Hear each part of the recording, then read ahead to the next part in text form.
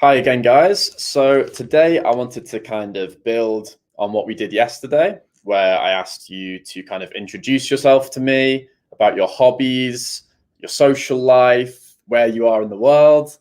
And I wanted to kind of build on these and explore some of the later questions of the speaking exam, because these are a little bit more complex and require more complex grammatical structures and a larger vocabulary. And basically, I thought I would give you guys some sample questions and bring some of you in and have a conversation again with you guys. And, if I've seen you yesterday, you can still join live with me again if you would like. And we can do some of the later questions on the paper. So some of the topics I wanted to cover are just the kind of ones that usually appear on the exam. So for instance, one of the topics we'll be covering is food, which is something, it's like a familiar topic to everyone. Everyone knows what kind of food they like or what they don't like. Exotic foods you might have tried. So these are the kind of questions you might be asked by your examiner, something familiar to you, something that you're going to be able to answer on. And yeah, from there, I think we can build on our later answers. I'm going to talk a little bit about part 2 of the exam, which is the describe section. So I'm going to ask you guys if you can describe something that you're particularly proud of that you've done. So for instance, it could be a piece of work, a piece of written work. It could be an award you've won for something. And I'm going to be asking you to kind of walk me through that and describe it to me in an effective way that will pick you up high marks. And I think as people come in, I can start to add you to the call, and hopefully maybe even we can get a kind of group discussion going. So we've got some people coming on. So Mohammed, to answer your question straight away, if you want to come on live right away, if you're feeling brave, you can 100% do that. I just thought I'd kind of walk you through some of the things we're going to be doing until people want to join. But, I understand you might be a bit nervous joining, but as you just keep putting yourself in those positions, you'll learn kind of the rubric on answering the exams. And so if you want to join me, I'll put the link in the chat, and hopefully you can click that and join in with me. So I'm just going to put that down there now. So hopefully you guys can all see that. And if you just click it, I can add you straight to the stream. And then I'll ask you to introduce yourself, where you come from, what you like about your country, what you don't like. And then we can move on to the more kind of complex questions, such as, all the different random topics you could be asked about. You could be asked about food, the internet, fashion sense, clothes, these kind of things that we should be familiar with and able to talk about, really. And it's just about whether you know the vocabulary for it in English, and you can argue your points, describe things to me. So while we're just waiting for people to join, I think I will begin with a question that I've written up for myself. So in terms of some of the questions I've got here, I thought, first of all, we could talk about food. Now, this might be the first part of the speaking exam, really, because this is quite basic. Your examiner might be asking you, what kind of foods do you like? And you can tell him in kind of a short, concise way. And then he might ask you, okay, what foods don't you like? And again, you can just respond back in quite a short, concise manner. And it should flow like a normal conversation. So I think that's one of the differences between a speaking exam and a writing exam. Whereas with a writing exam, it's very pre-rehearsed. With the speaking exam, you want it to flow like an ordinary, everyday kind of conversation. So, for example, if I was to talk about food, so say if my examiner asked me, tell me about the kinds of foods you have in your country, I could say, so in Britain, we tend to kind of have everyone's food from around the world in our own cuisine. We have kind of we have a lot of Indian food we have here, even though it's probably not traditional. It's something we've kind of embraced ourselves in our culture.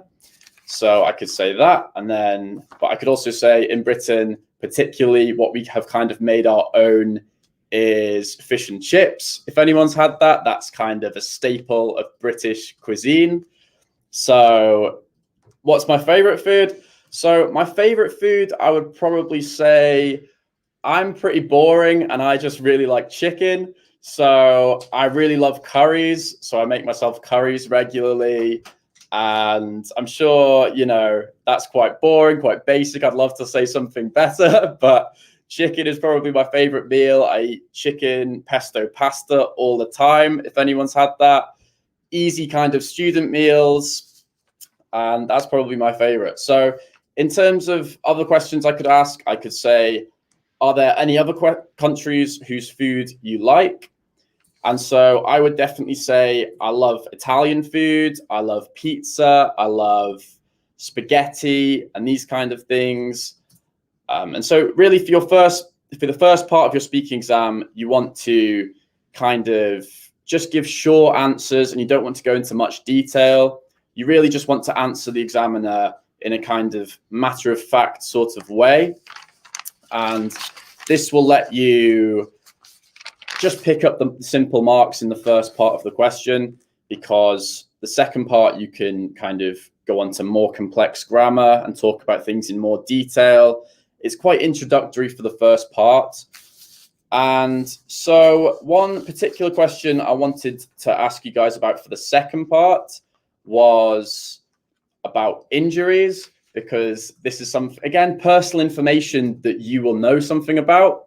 So a practice question, for example, could be part 2 typically begins with describe. So one question you could say is describe an accident you had in the past. So you can talk about various things. You can talk about how the accident happened, what you did about it, how long you took to recover from it. And you, in the second part, you want to try use some linking words. You want to use superlatives, which is where you say something was the worst, the best, and really show how you understand different grammatical constructions. So Diana was asked, how can we improve our study skills for English, the English preparation exam?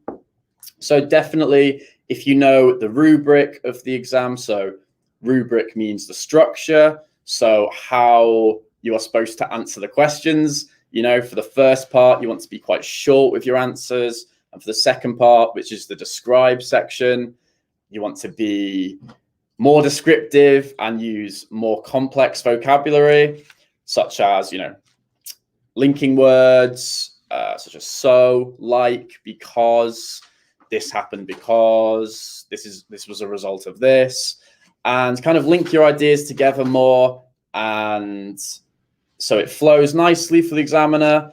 And the good thing is about part 2, you get 1 or 2 minutes to think about your answer. So you don't have to say it right away. You can have some time to kind of plan your answer, think about what ideas you're going to link with each other. And yeah, in this time, your examiner will be sat there waiting for you. So you'll have time to scribble down any kind of notes you need. And then hopefully you can spontaneously react in the speaking exam, because you don't want it to seem rehearsed. You want it to seem quite normal and natural. You know, my best advice would be not to really, you know, pre-rehearse all your answers, because it will seem very robotic and not normal. It won't seem like a speaking exam. It'll seem like something like more like a writing exam. So in terms of my injuries question, if I was to answer this myself, and anyone feel free to join onto the call in the chat whenever you like, and I can ask you some of these questions as well myself. So, excuse me, in terms of the injury question, describe an accident you had in the past. I want to give quite a lot of information, really expand on it, go in detail. And so I could talk about this one time I sprained my ankle. So if the examiner asked me, describe an accident you had in the past, I would say right before a school sports day once, I ended up playing football, which was a dumb decision because I ended up spraining my ankle really badly. And I then had to do a 200-meter race. And usually I only did a 100-meter race, but my PE teacher was quite strict and he made me do the 200-meter race. And it was quite embarrassing because for the first part of the race, I was winning, doing really well. Everyone's cheering me on. And then my ankle gives way and I crumple down. Everyone in the school sees. And the other two people in the race just go on by and win it. So obviously, in the future, hopefully, I won't get such injuries. And one thing you can see by my answer there is I try to use different tenses. So even though I'm speaking about something that's happened in the past, I'm trying to say, I hope it doesn't happen again in the future. Hopefully it will not happen again. And these are ways where you can kind of get different tenses in. And, even if you're talking about the past, you can say, I hope it doesn't happen. Get different tenses in. Don't just use the past tense.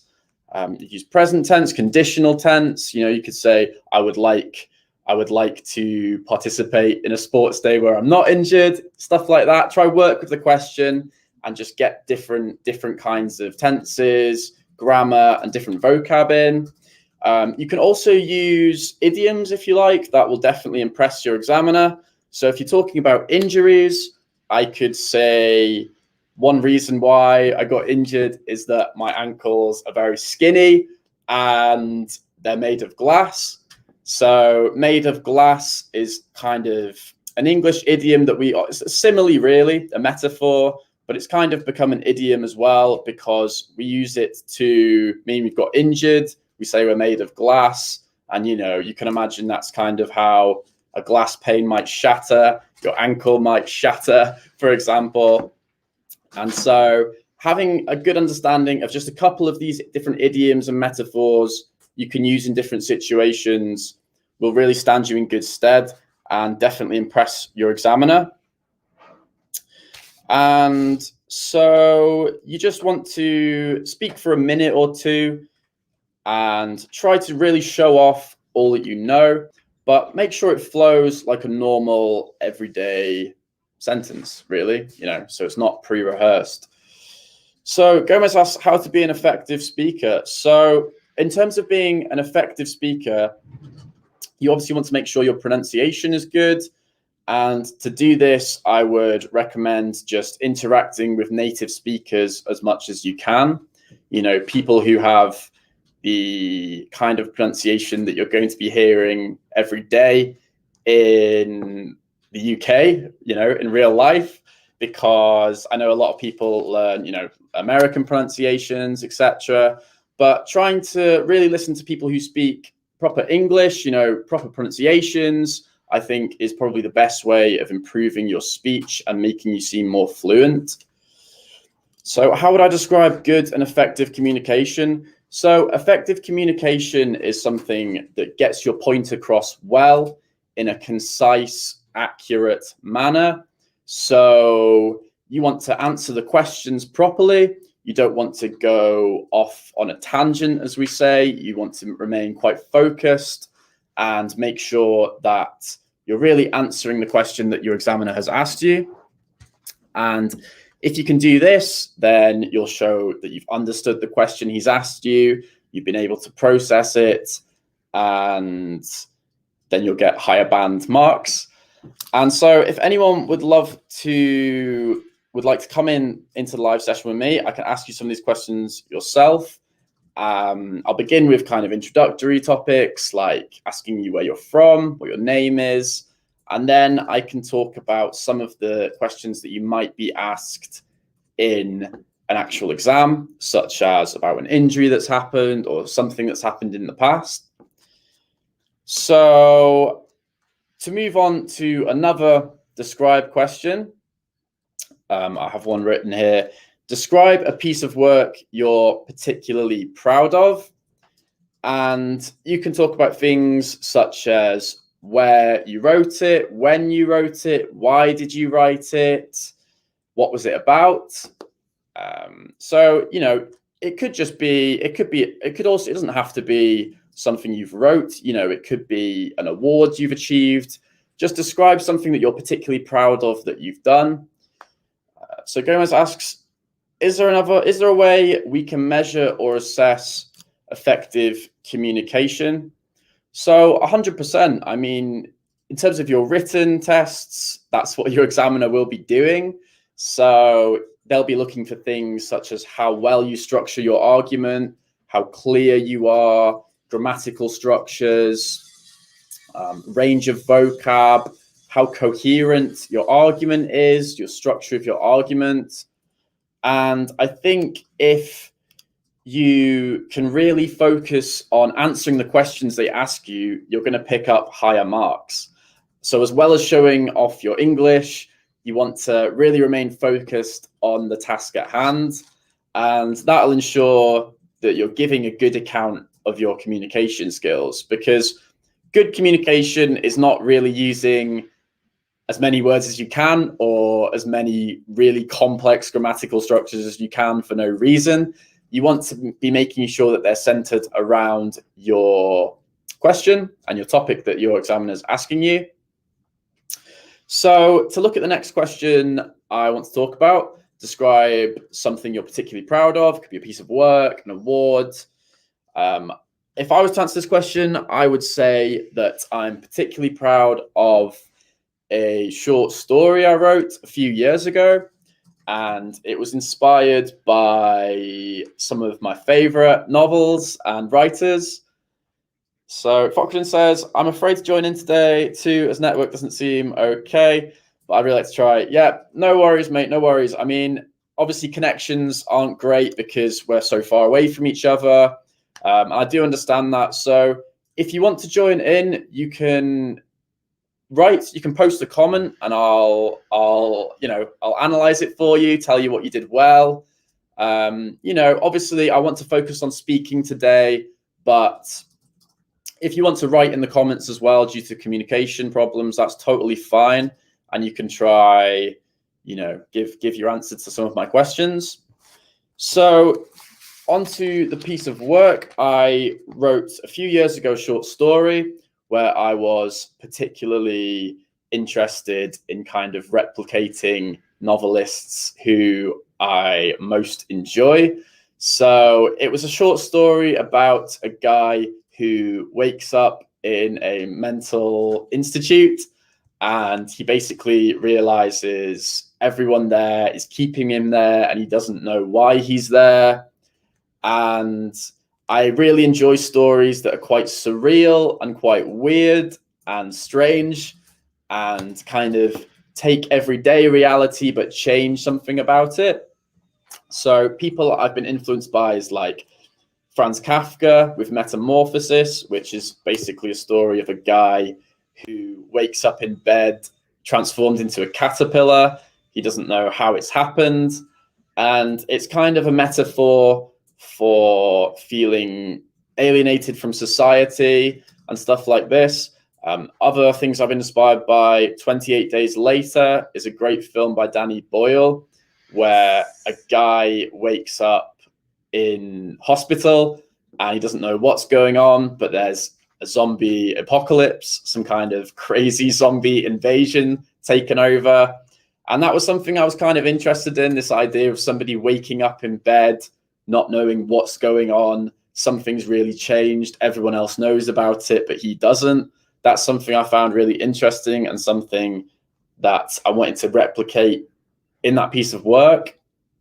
And I think it did pretty well, if I do say so myself. So that's why I said I'd be proud of it. But yeah, you could talk about anything. I mean, that is actually true, but it doesn't have to be true. As long as you can think of something on the spot and give a good answer, then you can make up anything. You could say you were award-winning gymnastic 10 years in a row. Your examiner doesn't care. He just wants you to deliver a clear, concise answer to his question. So, Fokrin, I tried to add you into the stream. If you can't be added, I wouldn't worry about it. You can just post a comment and try to interact in that way. So I'm not entirely sure if your connection's working again, but that's no problem. If anyone else wants to join in, feel free, and you'll get some experience of speaking with a native speaker and just communicating with someone who's actually from the UK who actually speaks, native, fluent English. So there's lots of different questions you could be asked for topic 2. There could be something just, that you might not know a lot about, but you do have that 1 or 2 minutes to really, think about your response and plan something. So even if, you could be asked about art, for example. I mean, I don't do much art myself. So if I was asked about art, I'd have to just really try thinking that 1 or 2 minutes and plan some different things about art that I might have done in the past. You can make it up as long as you can argue your point, then your examiner will be impressed.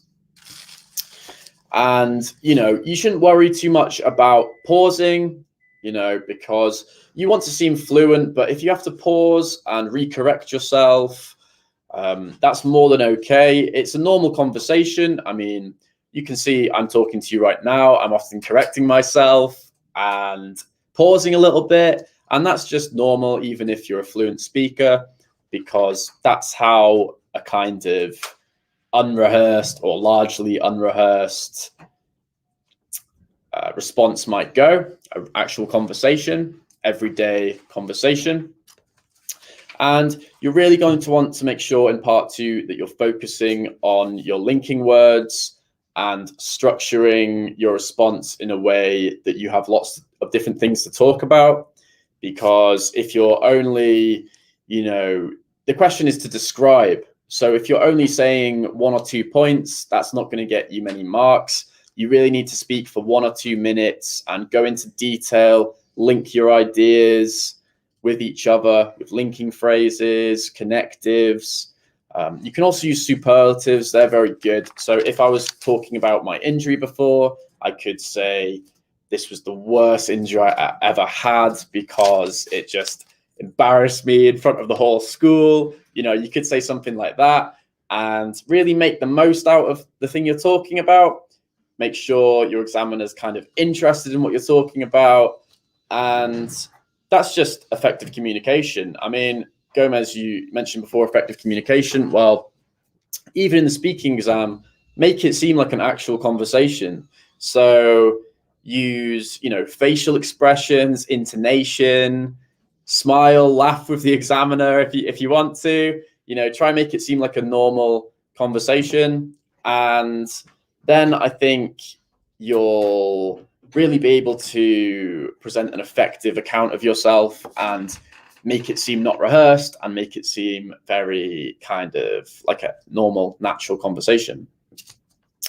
So I know people are trying to join. Hopefully you can all join with the connection issues. I know that can be a bit of a problem sometimes as we're so far away. But another thing I wanted to talk about was part 3. So guys, part 1, you should be picking up most of the marks there. It's introductory, it's short, it's fairly simple, really. Part 2, you're going to want to describe, you're going to want to go into detail. And part 3 is probably the most complex part of the speaking exam because you're going to be asked a lot on your opinion and basically, how well you can argue your point. And that's going to be a higher level skill, really, and something that's going to require a greater grasp of English, basically. Gomez asks, can culture, gender, nationality, or social class have an effect on communication? I mean, I think up to a point, these things have an effect on it, but I think, it doesn't matter where you're from. It doesn't matter what social class you are. Everyone can communicate effectively because, it's something that I think it's a skill we can learn. And I think, if you're following kind of these strategies I've discussed, such as, you speak clearly, facial expressions, maybe eye contact as well with your examiner. I think that will really make your speaking exam seem real and seem like something that that you can just speak to people straight away in real life. And that's what your examiner is looking for, how fluent you are. And so I wouldn't necessarily say that, gender, nationality has an effect on how well you can communicate. I think these are skills that anybody can learn, and definitely for the purposes of your IELTS exam, I think these are all skills you can pick up and make sure that you're setting yourself up in the best prepared way for your exam. And so, guys, I'd love it if some of you can try join. I know people have tried to join and dropped out, unfortunately. But really, I'd love it if I could just kind of find out more about my audience and speak to you on a kind of one-to-one basis, or if we can speak in small groups as well, I'd love that. That'd be great. And we can all kind of have a group communication with each other. Obviously, that's not exactly how your speaking exam will go, but I think that would definitely still prepare you. And just getting this experience of speaking in front of people, because that is what you're going to have to do for your exam, and I think that would be particularly helpful. So moving on to part 3 of the exam. Now, like I said before, this is kind of the more complex part of the exam. You're going to want to be really expanding on your answers, arguing your opinion forward. So this is going to be, I guess, a little bit more like the writing exam, where you might have to do advantages and disadvantages of a certain topic. But obviously, you'll get a little bit of time to prepare it, but you're still going to be speaking spontaneously, and that hopefully will show in your speech. So one of the questions I wanted to ask you guys, and if you like, I know Fokrin can join before, but guys, if you want to just write it down in the comments. No problem, you're late. I'm glad you've joined, Jangir. So basically all you've missed is I've just been going over ways of answering part 1 and part 2. So hopefully we can get people in shortly, and we can, have people try that for themselves. But right now I'm on part 3 of the speaking exam, and that is, you're going to want to use more complex language. So some of the questions, for example, that you can get they're very much about for and against kind of arguments. So, for example, here, how would you compare spoken and written language? Are they the same? So this is a kind of question you might get, which is obviously very relevant for what we're talking about specifically, because, we have to do a writing exam, we have to do a speaking exam. So in this sense, if you get a question like this, you should hopefully know a lot about it and be able to really have a lot of things to say about it. So if we were to compare spoken and written language, I guess then we'd be dealing with stuff on the writing exam and the speaking exam. In a sense, we'd be killing 2 birds with 1 stone, which is an idiom we have here, which is actually sounds quite horrible when you think about it. But I guess the idea of that is that you're getting 2 things done at once. So if we were to talk about this part 3 question, how would you compare spoken and written language? Are they the same? You're going to want to kind of quickly scribble some things down, maybe a for column, an against column, and say, how spoken language differs, how written language differs, what are some particularly effective ways of using written language versus spoken language, and why we would use spoken language in one situation and written language in another. And so I think, your examiner is going to give you some time to prepare these responses. And I think if you can expand on your answers and really keep linking them together, use linking words, then I think you're going to produce a really strong response. So, for example, you might say about spoken language, spoken language has a level of informality that written language doesn't have. spoken language can be good at doing things like I'm doing right now, speaking to large groups of people. Because if I was just typing all this stuff to you guys in the comments with written language, it would be a lot harder for you guys to follow, and you would just get bored straight away. So there's obviously different virtues to spoken language over written language. But similarly, you can say that, written language also has its virtues. If you want to be formal and very precise and accurate, it's probably better to use written language. And that's why you see companies use emails instead of sending, audio messages to people, because it's more formal, it's more precise, and you can deliver information in perhaps a more accurate kind of way. And yeah, Gomez, no problem. You asked some good questions. I think, a lot of good ways of thinking about how we can communicate effectively with our examiner.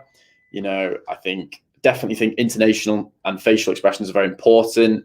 You don't want to be sat there very robotic and bored, or like you're just kind of thinking about something in your head that you've planned before, because that's definitely something that examiners will look out for and say that you're not really presenting the best fluent account of your language.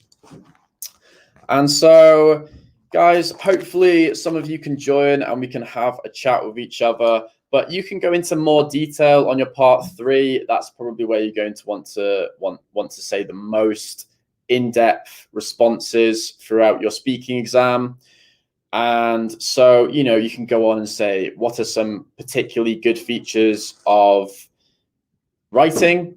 So what really would allow you to write very well and communicate effectively?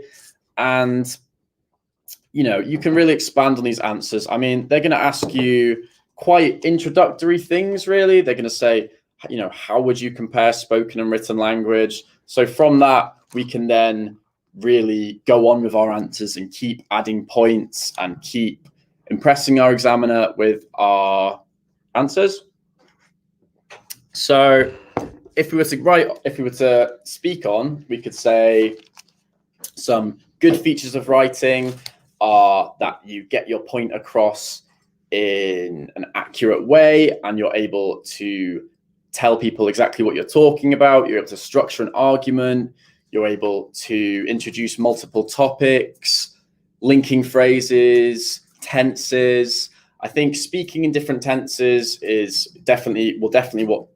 will be what gets you a higher band mark, because if you're able to talk about something in the past, but then say why, you might do it again in the future, or why you would avoid it in the future, that's really going to impress your examiner, because he will know that you have an in-depth understanding of grammar and tenses. And so all these strategies are definitely things you can learn in preparation for your exam. And I think you will really be able to answer any question they give you if you just keep practicing the questions, because then you'll get a sense of how you answer these questions, how you pick up marks, and how you achieve higher band grades. So like I said, part 1 and part 2, I think, you should be able to answer quite competently. And then part 3, I think, is where, you're going to really tell the examiner what band you're in, because you're going to be able to really argue your case and give more opinions. And so these are things that you definitely need to be aware of. And I'm hoping people will join the call and we can have a communication. And if that doesn't happen this time, that's not a problem. We'll be doing these classes regularly and hopefully having more group sessions and more people in to talk. And I think when you really speak to people with a native speaker and you get that kind of back and forth communication, I feel like that's what's really going to improve your spoken language, especially as you get some feedback from me, because, I can tell you what kind of band you're in currently, things to improve on for next time, how to increase your grade. And, as long as you're using lots of different tenses, using lots of grammatical constructions, introducing topics, then I think this will stand you in very good stead for getting a high band grade. So I will be doing another live session later today so more people can join in on the call. But I think I've covered most of what I wanted to cover about speaking exam rubric particularly, and how to answer the questions, part 1, part 2, and part 3. And next time, hopefully more people can join in and have this conversation with me, and I can give you more feedback on what you did well. But for now, I think we will end the live, and I will be doing one later again today, where hopefully more people can join in and we can have some dialogue with each other and I can give some feedback. But if nobody else has got any other questions, I think I might end the live there. But you can always message the NPub page if you have any specific questions. And my main advice, so mostly psychoconsultancy, what time is your next live? So I will be doing another live at about 4 o'clock today.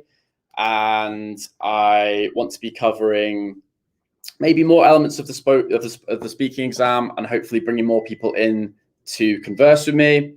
So later today, if you want to join back in about an hour and a half from now, then hopefully we can get more people in the call with me.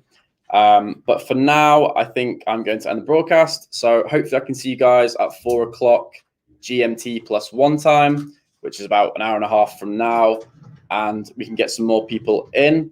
So thank you all for watching, and hopefully I can.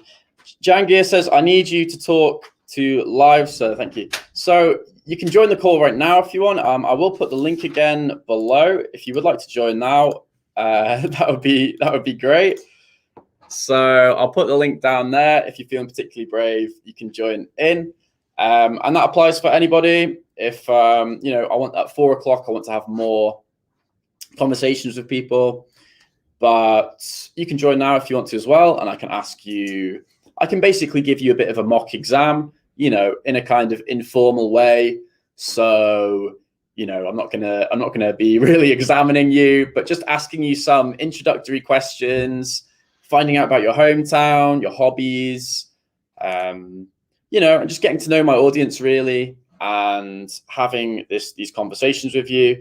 And then, after you've introduced yourself, we can talk more about some of the harder questions that you're going to face on the exam, like the part 3, the opinion-based questions.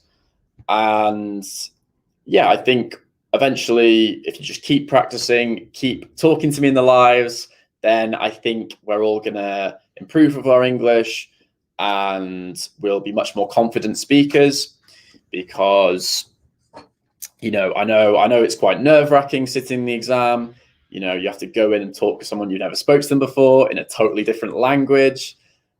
So as long as you can just keep practicing these things before the exam, I think these live chats are particularly useful for that, because you'll kind of get an understanding of how to, talk with someone fluently in English.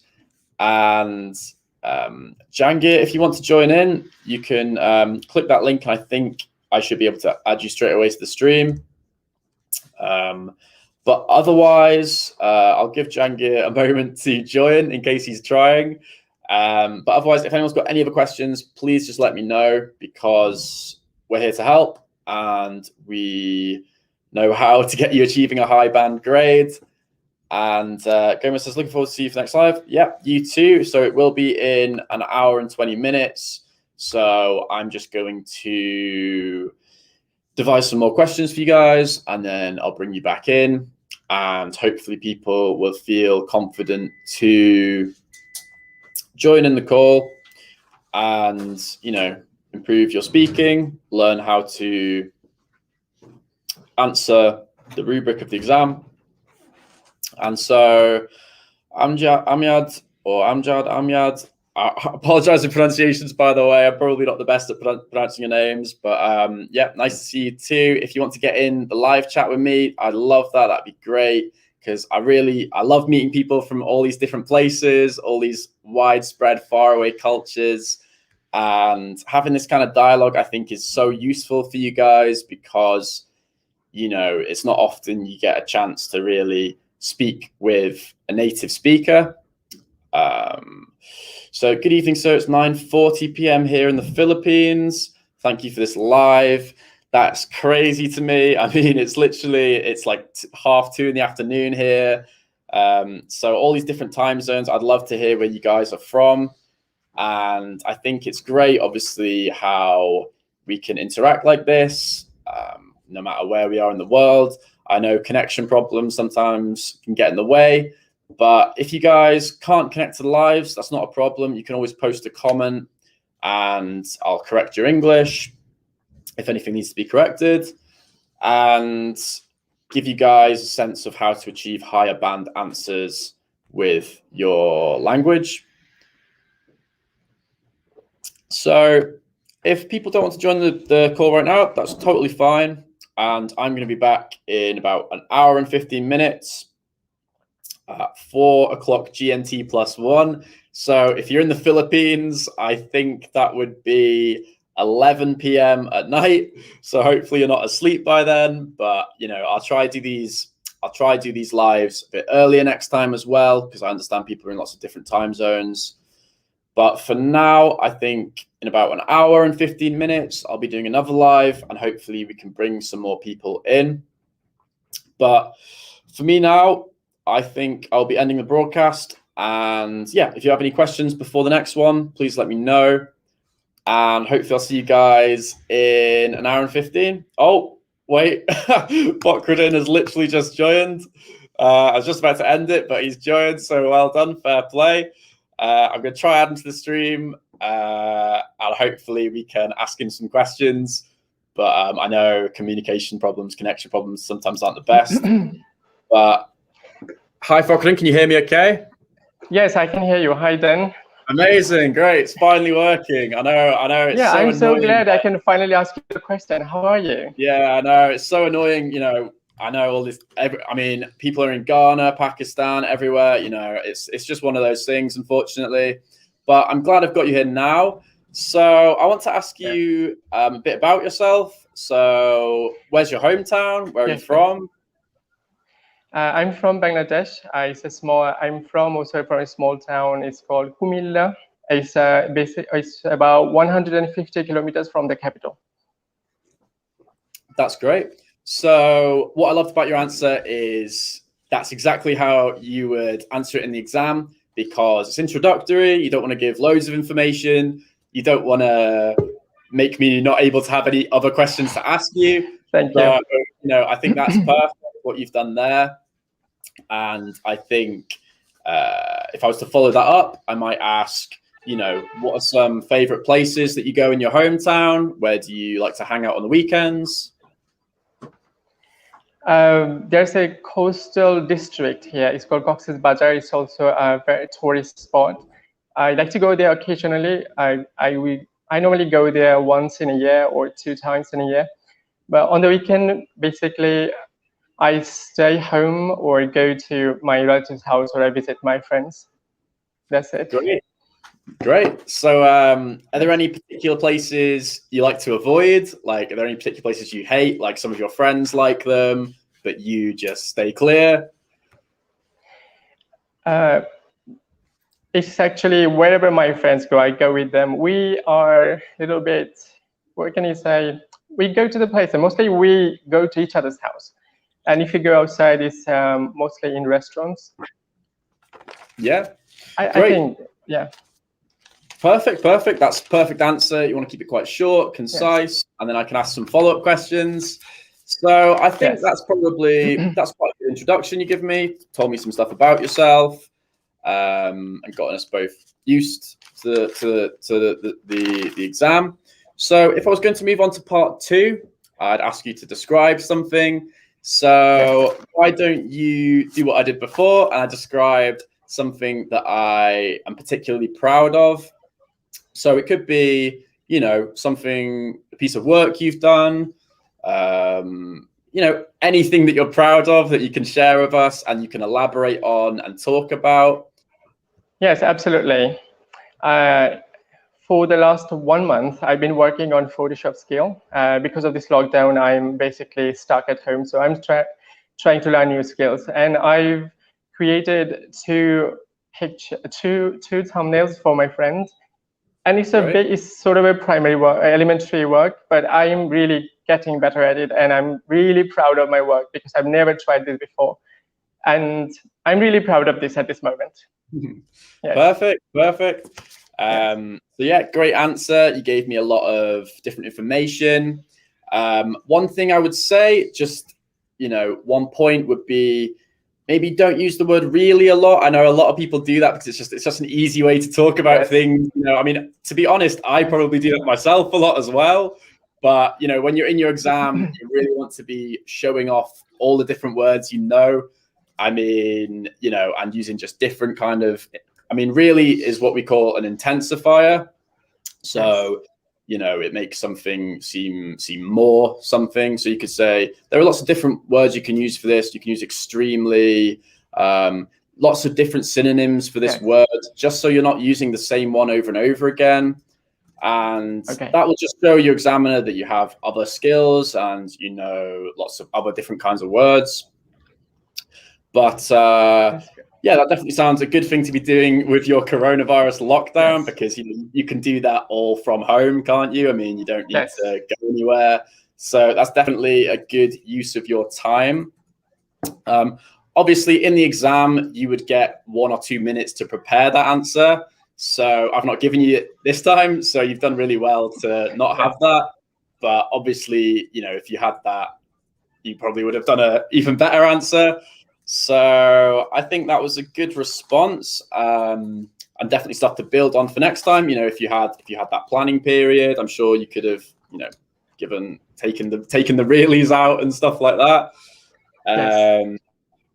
So I want to ask you about the part 3, which is particularly difficult. I know we've got other people waiting in the live stream, and I'll add them shortly. But just to finish, I want to ask you about your so some part 3 questions. I don't know if you've practiced them much before, but I wanted to say, so how would you compare spoken and written language? I know I talked about it before. I'm not trying to test you, but how would you compare them yourself?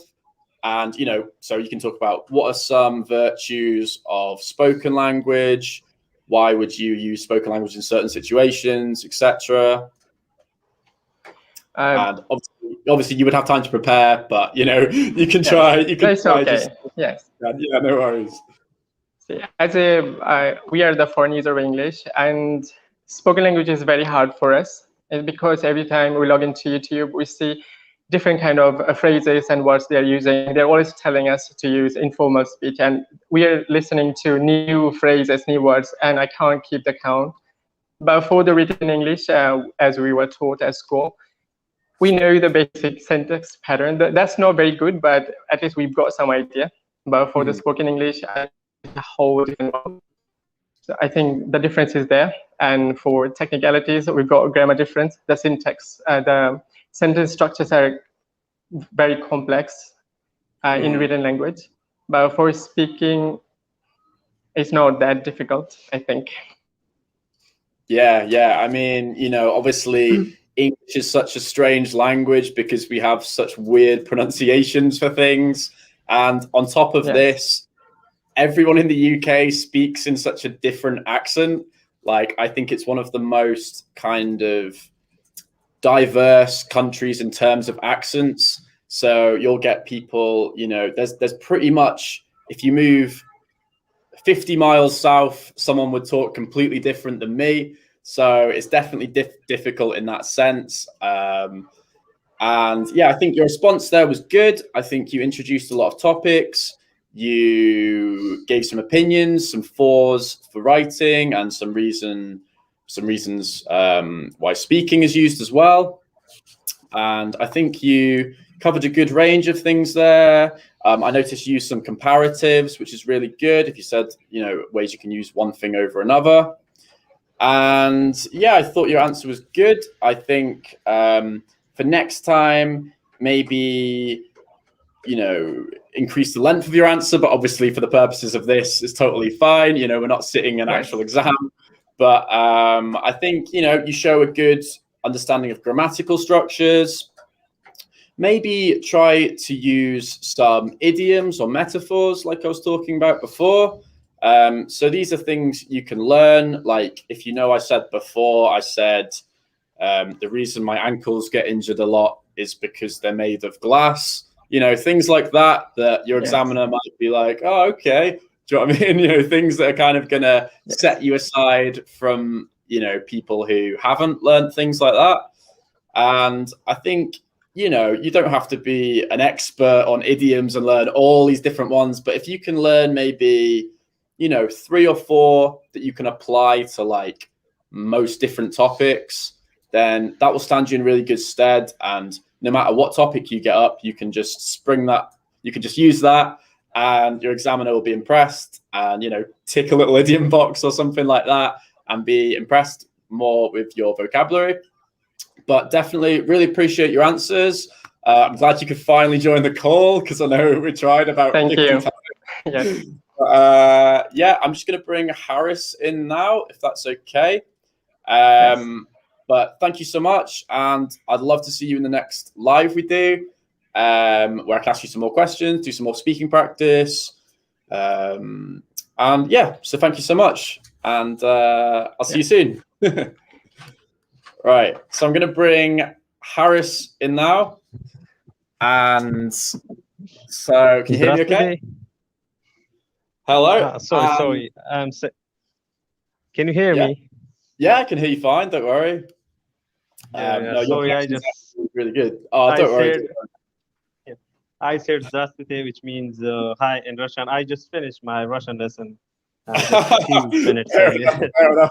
No, I mean, I don't speak Russian, so but I can help you with your English anyway. So in terms of so let's pretend we're doing part 1. So can you tell me a little bit about your hometown, some places you particularly like to go? Yeah, so basically my hometown, I'm living in a city, but my hometown is far from here. It's almost about 4 to 5 hours a drive. It's a countryside, basically. Mm-hmm. I'm here for education. I'm a pre-medical student, and in this very October, I'm going to participate in National Medical and Dental Testing System. Great. So yeah. No, that's perfect. That's perfect. Yeah, so try to keep your answers quite short for the first section. Obviously, it's fine for this because I want to get to know you. So it's fine to tell me lots of different stuff. But, if you're in your exam, the introductory section, maybe just keep it quite short. But yeah, that's really good. So you say you're 5 to 6 hours away from your hometown. Is there anywhere else you travel to or anywhere you'd like to travel to? Yes, I'm here with my friends. I just, it's almost 7 p.m. here. Few hours back, I was with my friend out at the park, and we enjoyed a lot. Great. So if we move on to part 2 of the speaking exam, and we can ask you to describe things in a bit more detail, then I can get, more of a clearer sense of kind of how strong your English is, etc. So can you describe to me your country's kind of cuisine? So what food your country's best known for, and whether you like it or not. And maybe you can also talk about maybe other countries' food that you particularly like in your answer as well, and try kind of link your ideas together, talk about a lot of different things related to food if you can. And yeah, then I'll give you some feedback. And yeah. Well, the top of the list cuisine here is curry. I hope you would know that, I love curry. Yeah. But we add more spices here. The subcontinent people had love more spices, So Mhm. India, Pakistan, Bangladesh, these areas, they add more spices to Yeah, make the taste. sure. And the second in the list is biryani, which is the rice with more spices than chicken. It Mhm. depends on the recipe which a person likes. Yeah, there's are the first two. Great. The top on the list. Perfect. So yeah, I think you described, you gave some good examples. One thing, if I was your examiner, I would say maybe don't keep using the word spice. Obviously, it's difficult because you are talking about spices. So what other word would you use? But once you've introduced an idea, maybe say how you really like spicy food. That's something we're really known for. Maybe then introduce another idea away from spice, because I guess your examiner is just looking for you to have all this different vocab and all these different grammatical structures. So when you're doing your speaking exam, you're going to want to really kind of show him all you know and show him that you know lots of different words. So if you're using the same word, 2 or 3 times, while, for the purposes of this, that's totally fine. If you're in your exam, he might be thinking your vocabulary is limited or something like this. So, Yes. but yeah, I think that's a good response. And, I think you've done quite well at kind of arguing your point. You've used like linking phrases. I know you said because a lot and stuff like this. So that's really what you're looking for in part 2. You want to use linking phrases and make sure you've kind of got quite a structured answer and you're introducing these different topics with linking words. Yes. So if we're going to go on to part 3, and this is a little bit more complex, probably the part of the speaking exam most people will dread. So, but you've very confidently volunteered to do it.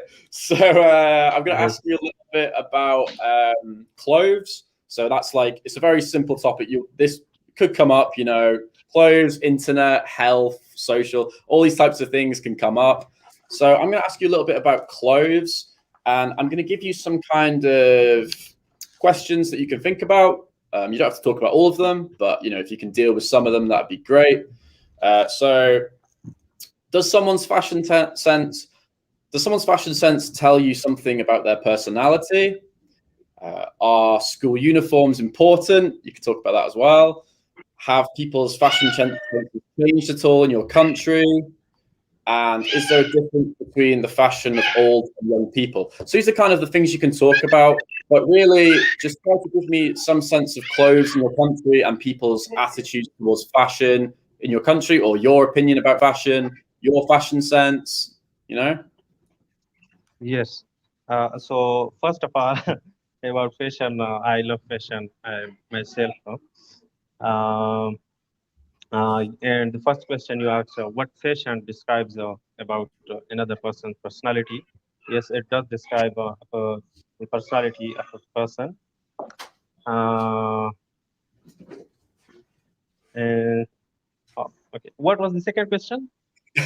Well, the thing is, in the exam, you probably have a little sheet with the questions written. So I could ask you them as we go. So you've answered the first one really well. My next question was, are school uniforms important? Well, it depends on the school. If it's a boarding school, then it's sure it has a strict rules to wear uniforms, and if it's not a boarding school, anyone can. So like that. Yeah.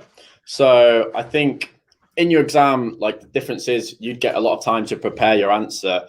So, you'd be able to think of more things to say. You'd be able to think of some pros and cons for school uniforms. I mean, Yes. these are probably not the most interesting things for you to talk about, but it's that's what you have to do in your exam. That's the kind of things that are going to come up. And so you'll have 1 or 2 minutes to just quickly think of some ideas for them. And so if you think about school uniforms being important, obviously, if people go away on school trips, you can identify them with their school uniform. And, these are things that you would think of in the time waiting to give your answer. Yes. But I wanted to ask you as well, have people's fashion senses changed at all in your country in the past like couple of decades? Because I know in the UK, like we just have such different fashion senses every like 5 years, and you can't really keep up with it, but a lot of people try to. So I'm wondering if that's the same in your country. Well, our country is quite complicated, you know. There are 5 states. It's now the sixth one is almost to outcome. Uh, some states which are to the Indian side, you know, India is developing country, and they are also changing their fashions in time. So those states which are to the Indian side, they are fashionable, and some which the my town is it's you know, fashion is quite bad inside of people, especially wearing pants. So the dress here is loose shirts and loose pants. There, if someone wear jeans or tight uniform, tight clothes, people say, "Oh, he's just he just came from a city. He was out here for 10 years, and then 2 months he changed his inheritance. Everything is just he's just now a citizen." Yeah. No, it's funny how Yeah. fashion becomes like quite a big part of people's identity and kind of what it represents about your culture and your country and stuff like that. So it's funny how, you know, someone's fashion sense can just immediately tell you that they're a city boy or something. Do you know what I mean? I think that's definitely interesting. And another, the last little question I had here is, do you think there's kind of a difference in your country between the fashion senses of old and young people? So, you know, do you think old people have kind of a different, very different fashion sense to younger people? You know, why do you think that might be? Yeah, there is a difference. You know, I just said that those people, the elder ones, they with the turbans and loose shirts and loose pants, they keep on trying that. They always have worn that, and they always wear that. So the younger ones like us, we change the fashion time to time. And so if we go to another city, we adopt their fashion, and we go to another city and we adopt their fashion. So Yeah. yeah, there's a difference between the fashion of the elder ones and the younger generations. Yeah. What I've noticed in England anyway is that people kind of replicate fashions from previous decades. So like recently I feel like 60s and 70s fashion has become more of a big thing here. So and 90s as well, definitely. But what's funny is that I feel like my dad has kind of had the same fashion sense since like the 70s. So only very recently he's become fashionable again, but then maybe in like 5 to 10 years he'll be out of fashion again, and it's just interesting how kind of things just come back and forth. So I think that's definitely Yeah. something you could talk about.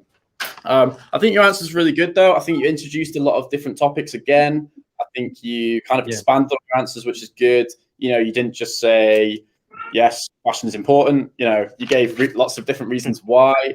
And yeah, I think, you know, you speak effectively, you communicate well, you know, and that'll definitely stand you in good stead for your exam because, you know, how well you communicate, how well you can get your ideas across is really what they're looking for.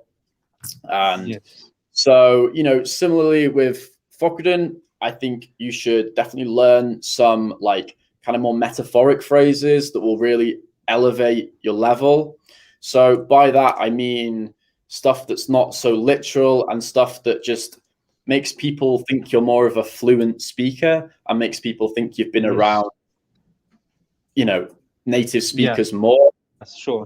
Okay. Yes. So, but you Yes. know, that's something that you can learn in preparation for the exam. And I think, yeah, like I was saying before, if you just have a few of these phrases you can apply to different topics and different questions, then you can pretty much apply them to anything really. You know, you can get them in somehow. You can work your sentences around and get them in somehow. Because really you don't have to be, you know, an absolute expert on idioms and all these metaphors and all this. As long as the exam's quite short, So as long as you know a few of them and you can apply them to different situations, you should be able to get the higher bands, because I know to achieve like band 9 and band 8, you really do need to use lots of kind of unique, more fluent types of vocabulary. Yes, sure. But yeah, you've definitely. So are you taking the IELTS exam to study in the UK? No, it's not that. I was thinking about it, but it's the time is really long. It's gonna take 5 years. Yeah. 25 is a medical, a major in medical. I will be there in UK. Oh, great. Yeah. I mean, obviously it's a big commitment, totally uprooting your life for like 5 years. It's not something you can just think about straight away. Yeah. So yeah, I completely understand that. I know quite a lot of people on our page do have a medical background as well. So what I did actually think would be useful is to like do something on specific medical vocab, because that actually can crop up on your exam as well. But also, if people are thinking about studying over here or wherever, a lot of people do medicine. So I thought about maybe doing something specific on medical language as well. But yeah, just while you're here, is there anything particular you'd like to see on the page in the future that would, help you out most? Or like what area do you think you need the most improvement with? So obviously there's speaking, listening, reading, and writing. What kind of areas would you particularly want to see us do more? Yeah, I would say I would focus on writing skills. Yeah, I think writing. Writing is difficult. I mean, I think what's good about the writing is that you can, it's quite pre-rehearsed. You can really plan your answers with it, and that's something we have some videos on our page about writing, and that's something I've really tried to focus on, because I actually think that you can probably pass the writing exam if you don't know that much English, if that makes sense, because I think you can really focus on how you structure your answers. And if you learn like specific phrases and connectives, and you learn exactly what the examiner's looking for, then I feel like you can achieve really high band grades. And if you really just put the work in and put the preparation in, then I think with writing, you can really train yourself to pick up lots of marks with it. So yeah, I'll try to cover some more content on writing on the page. Cheers so much, guys. Thanks so much for joining, talking to me. If you want, I'll be doing more lives throughout the week, and we can have more chats. I can focus on maybe writing ability, speaking as well. But yeah, Harris, thank you so much for joining the call. Thank you as well. I will be doing another live a bit later today. So if anyone hasn't had a chance to come and speak, then we can do that later. But now, when will that be? The next live? So I'm probably going to do another one a little bit later today at 4 p.m. But then I'll be doing some more throughout the week as well. And I'll update you on the page, on the events page, on when they'll be. And then you can just join straight away. And yeah, thanks so much for chatting to me. And next time I can think of lots more questions to ask you and put you on the spot a bit more. Yes. Yeah, I mean, you did really well. I will be ready. Yes. Yeah, exactly. I mean, you can definitely prepare for them. I mean, I'm going to ask you types of things that come up on the exam. So the introductory topic will always be about your hometown, your family life, stuff like this. And then the descriptive questions will be things that have happened to you before, or, how much you like food, these kind of topics that you can revise. And so as long as you know lots of different vocabulary, you should be able to adapt to different situations and answer all the questions really well. Yes, so I will do my best. that's all you can ask. So At 4 o'clock, I'll be doing another live. But thanks so much for tuning in, guys. I'm probably going to end the live here if no one else wants to join. But yeah, for now, I'll see you guys at 4. And great, I'll see you guys at 4, and we'll be doing more throughout the week as well. So thank you all guys for watching, and I'll see you